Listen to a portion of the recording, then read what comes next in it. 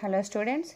So in today's class we are going to learn about that xenon oxygen compounds. So in previous class we have already discussed when xenon reacts with fluorine what are the compounds are formed. So xenon normally forms two types of compound that they are called binary compounds. So when they combined with fluorides, xenon fluorides will be formed. When they combined with oxygen, xenon oxides will be formed. So here now xenon and oxygen. So hydrolysis of xenon tetrafluoride and xenon hexafluoride with water gives xenon trioxide. So what I said, when these two undergoes hydrolysis, so XeF4, XeF6 undergoes hydrolysis. So that means when they react with water, they are going to give XeO3, okay, xenon trioxide. So XeF4 when reacts with water, it forms 4Xe plus 2XeO3 plus 24HF plus 3O2. And here XeF6 when reacts with water, 3 molecules of water, it forms XeO3 plus 6HF. Yes, children. So partial hydrolysis of F6 gives oxyfluorides. Oxyfluorides, that is XeOF4 and XeO2F2. So how they are going to be formed, you are going to see now. So look at here, XeF6 when they undergo partial hydrolysis, that means when they react with water, XeOF4 plus 2HF. Same thing with more amount of water. XeF6 when reacts with 2 molecules of water, they form XeO2F2 plus 4HF. So if we move further for their structures, the structure of XeO3. Okay, XeO3, it is a normally colorless explosive solid and has a pyramidal structure. So look at here, the xenon, which is the central atom, reacts joined with 3 oxygen atoms which is having 1 lone pair of electron. So this looks like a pyramidal structure, isn't it? So this is the structure of xenon XeO3. Next, if the structure of XeOF4, if we see the structure of XeOF4, so it is also a colorless volatile liquid and has a square pyramidal molecular structure. So here, so keep this xenon at the center and 1 oxygen joined with 2 bonds and 4 fluorine atoms are arranged in this way and they are also having 1 lone pair of electrons. So next when we move to xenon fluorides, okay, xenon fluorides reacts with fluoride ion acceptors to form cationic species and with fluoride ion donors to form fluoroanions. That means look at here, XeF2 when reacts with PF5, what they form? Xenon fluoride ions.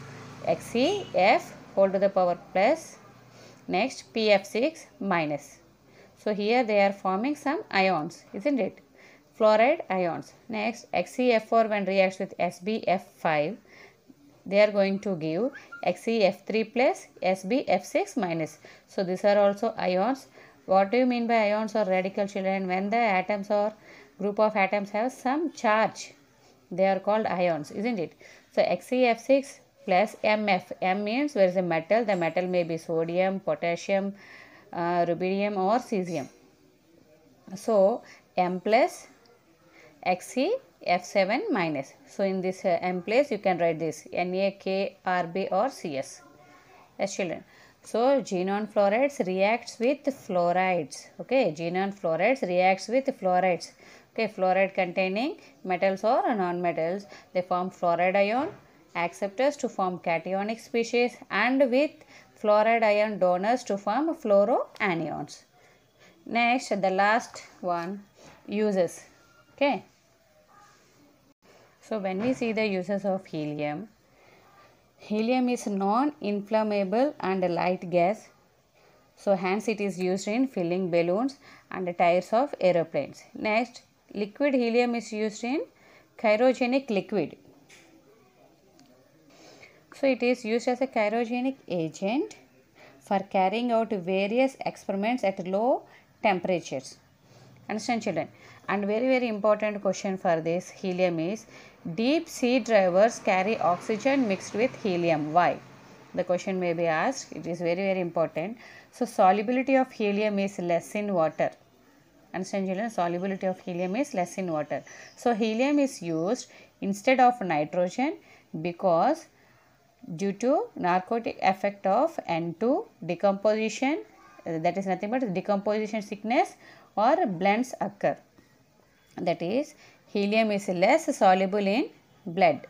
So at a depth, so when we go down the water, pressure will be increases, solubility also increases. And when divers,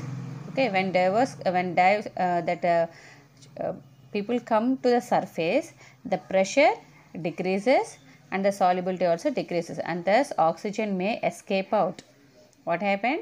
The whatever oxygen is there, it may be escape out. So to prevent this, it is mixed with helium, as it does not readily dissolve and gets soluble in blood, and neither does it readily leaves the blood.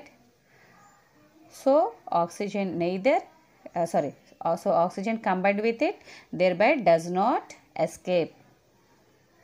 So here what did you understand children? So the person who are going under the sea, they will carry this oxygen kit, no? So here the helium, okay, instead of nitrogen they combine the oxygen with helium. So when the divers go deep the surface of deep the ocean, pressure increases, solubility increases, and when this person comes to the surface, the pressure decreases, solubility also decreases. That means when it decreases, the oxygen may escape, isn't it? So to prevent this, it is mixed with helium, as it does not readily dissolve and gets soluble in the blood.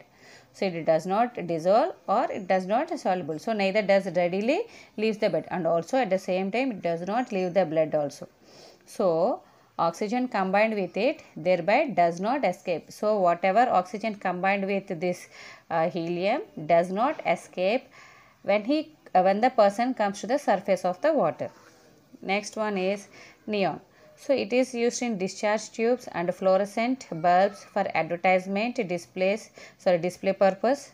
This is one of the use. Next one, it is used in botanical gardens and in green houses. The last one is argon. Argon is used mainly to provide an inert atmosphere in high temperatures.